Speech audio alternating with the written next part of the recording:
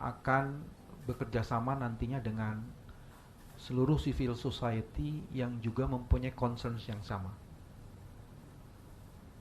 Ada kawal pemilu, ada jaga suara rakyat, ada kecurangan pemilu.com. Dari 5-6 organisasi ini insya Allah nanti kita akan coba melakukan konsolidasi untuk bersama-sama melihat dan mendalami berbagai kecurangan yang terus terjadi ini. Itu bagian pertama yang penting. Bagian yang kedua, semua persoalan ini sebagian besarnya memang ada proses di mana manajemen kepemiluan tidak dilakukan secara baik. Berkali-kali saya dengar Mas Ari mengatakan bahwa kami meminta dilakukan audit terhadap IT. Ada 2 surat sudah dikirimkan ke KPU, dan terakhir ada surat ke Bawaslu untuk meminta KPU menindaklanjuti atau melakukan audit terhadap, tapi itu tidak dilakukan. Sehingga kemudian kita mendapatkan hari ini masalah-masalah yang berkaitan dengan sistem IT KPU yang tiba-tiba shutdown dan informasi-informasinya yang sebagiannya tidak bisa diakses. Yang ketiga, kalau kemudian semua bentuk kecurangan itu dikategorisasi, sebenarnya ada 3. Satu, seluruh kecurangan yang berkaitan dengan angka, dengan elektoral. Tadi dijelaskan, Mas Amin menjelaskan, sebagiannya Mas Ari menjelaskan. Ada yang berupa kekhilafan, ada yang berupa kesengajaan. Itu semuanya angka. Sebagai contoh, saya kebetulan untuk luar negeri, saya masuk di Malaysia, saya masuk di Kinabalu, dan di situ ada angka yang fantastis, Mas.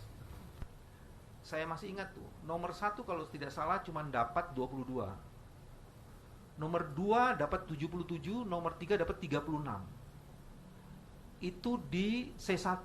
Tapi di C hasilnya, nomor 1 alhamdulillah 22, nomor 2 8.077, dan nomor 3 80.032. 80.000, Mas.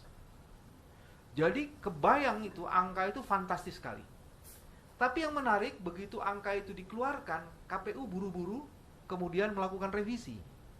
Nah, lagi-lagi sebenarnya bisa jadi kecurangan itu tersebar, berserak, dan luar biasa. Jadi angkanya tuh nggak main-main. Kalau tadi yang diceritakan tuh baru 100, 200, 500. Ini ada yang ribuan dan puluhan ribu, nggak masuk akal. Ketidakwarasan itu terjadi dalam angka. Yang kedua sebenarnya yang menarik adalah angka yang kemudian masuk itu sebenarnya tidak bisa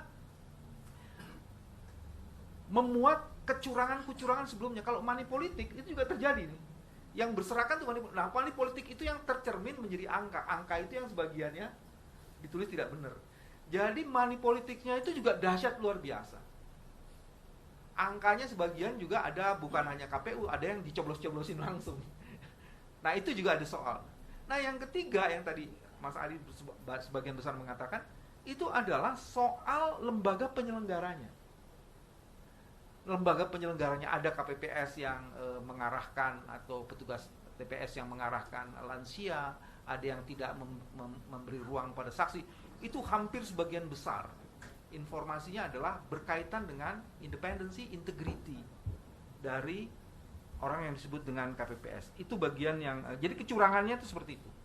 Nah, kalau kemudian ini diletakkan kepada cita-cita Amin, semuanya itu mendorong pada satu kesimpulan, kuantitas itu tidak berbasis pada kualitas penyelenggaraan pemilu.